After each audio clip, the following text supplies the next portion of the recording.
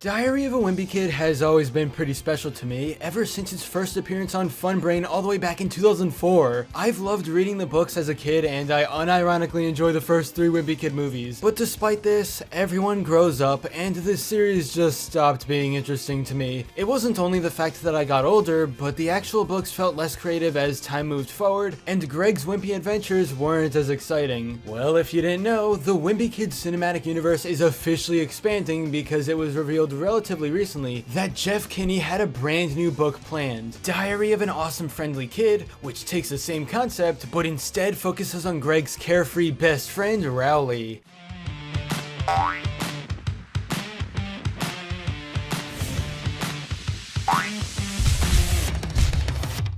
Now, I've already made a video talking about the basics of this upcoming book, but if you didn't see that, just know the series is finally shaking things up, and Rowley's perspective will definitely bring some classic fans back for more. Even though the entire Diary of an Awesome Friendly Kid book officially comes out in April, the first few pages are available right now. Just for funsies, let's do a dramatic reading and see if taking this new Rowley path is actually for the best, or if we're better off just hearing Greg's personal thoughts. The first thing you need to know about me is that I am Greg Heffley's best friend. I know it says that on the cover, but I wanted to mention it in case you missed that part. Best friends! You are probably wondering why I'm writing a book about my best friend Greg Heffley. Well, the reason is because one day Greg is going to be rich and famous, and he says everyone will want to know his whole life stories so they can make movies about him and stuff. When I told Greg I thought that's what his diary was for, he said it's not a diary, it's a journal, and he whapped me on the head with it. Whap. Greg whaps me a lot, but in his defense, sometimes I say stupid things. Greg said his journal is his autobiography, and he needs me to write his biography. He said there are probably gonna be a lot of biographies about him, and he was giving me the chance to write the first one. I figure nobody can do a better job than me, because like I said already, Greg is my best friend.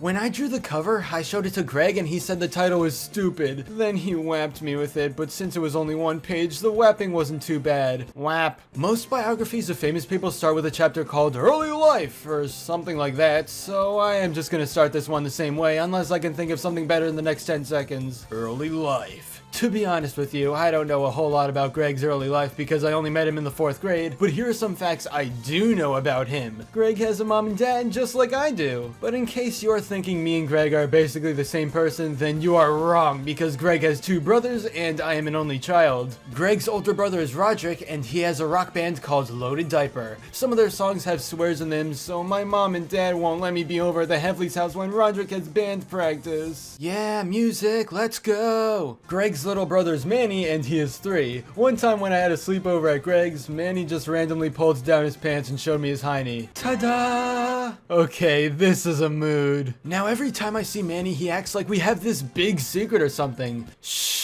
Like I said before, Greg has 2 parents, but they are kind of regular parents, so I can't really think of anything to say about them. If this book was about me, then I would write a lot about my parents. My mom is awesome because she feeds me healthy food and helps me keep my body clean. Scrub, scrub. And my dad is my second best friend after Greg, but don't tell my dad that. We are best friends, right, son? Pat, pat. Whoop. Now that I brought up my dad, I should probably mention that he is not such a big fan of Greg. And the reason I know that is because he is always saying it. I do not like Greg. But I think the reason is because my dad doesn't get Greg's sense of humor. Splat. Anyway, that just about wraps up the chapter about Greg's early life. Hopefully Greg can give me some baby pictures or something to fill out this section because, like I said before, I don't have a whole lot of information until I get to the part where he's in the 4th grade. The stuff from 4th grade on. I moved to Greg Street in the 4th grade, so now this biography is gonna get a lot more detailed.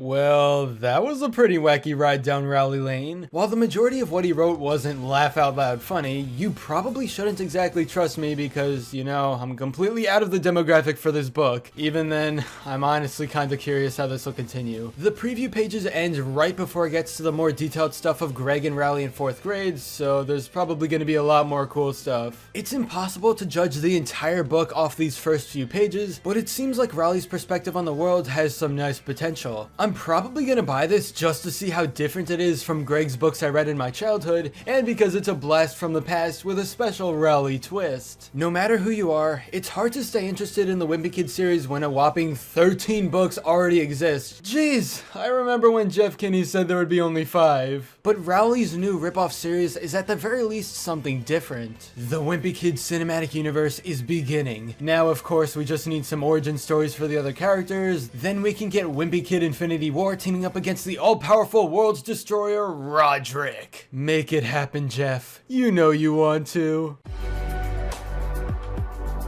But anyway, that's all for this video. Subscribe for more awesome cartoon videos. Give a thumbs up and comment below, let me know what you think. Thanks for watching, and I'll see you guys next time.